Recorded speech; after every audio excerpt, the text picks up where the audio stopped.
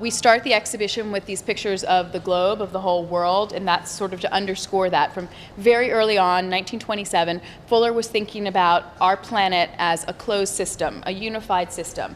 And in a closed system, everything has ramifications and consequences, and there's a finite amount of resources. So the fact that we live in a closed system, the fact that we have a finite amount of resources, the fact that we're all part of one large landmass that's united, our fate is sort of tied together with everybody else on this planet, and there really isn't such thing as win and lose.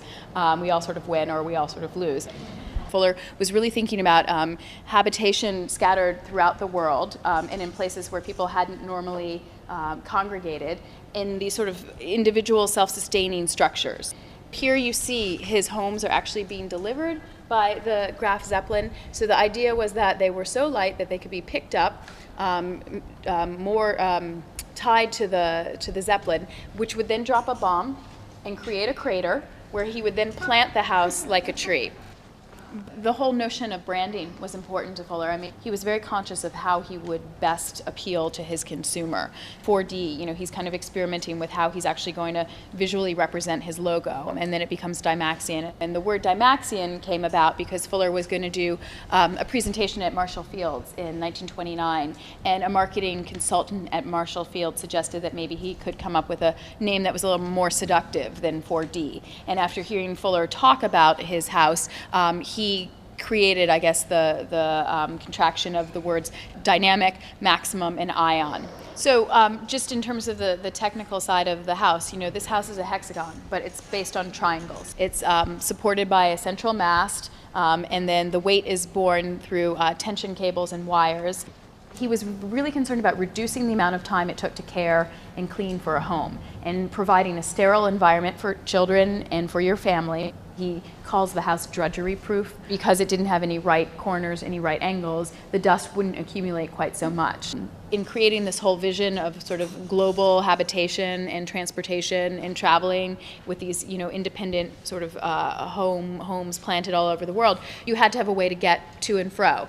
And his idea was this omni-media transport vehicle that would ideally fly, swim, and drive.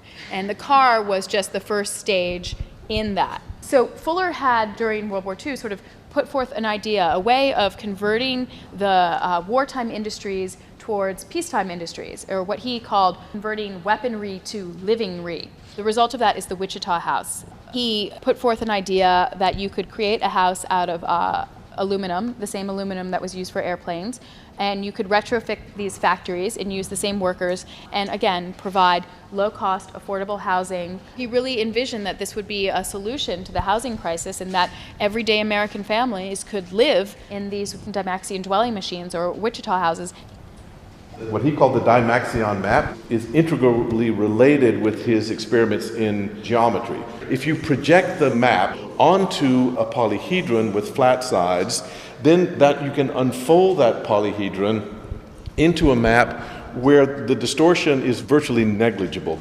If you unfold it this way, the world looks like a single landmass in a single body of water. So he called it one world, one ocean. If you could actually see the Earth without any serious distortion, and you could see that we were all sort of, related to each other, connected to each other, then that just reinforces his notion that we're all united together. We're all on what Fuller called spaceship Earth, traveling together. Fuller was really, ahead of his time in that respect, and I think one of the reasons he is so relevant today is that we are now facing problems that we realize must be addressed on this level, so that this type of thinking and these ideas are more relevant than ever.